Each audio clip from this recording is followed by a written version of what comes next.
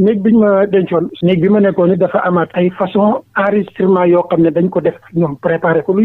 yàgg sax daf may yëm sax enregistrement samay jaar-jaar yu bëree am na ci yuñ ma tegal yoo xam ne bi ma koy déglu dafay ñibbiwaat ay vers 1994 jamono boobu ci laa doon dox pour ñu créer jamaatu ahlul Qur'an al karim wa sunna pour def si ndaare yi benn mbootaay yañ ci daan def ak yëpp dañ ma koy tegal samay conférence surtout nag conférence yi may def sur la laïcité sur la franc-maçonnerie mondiale di ca teg nag kàddu yu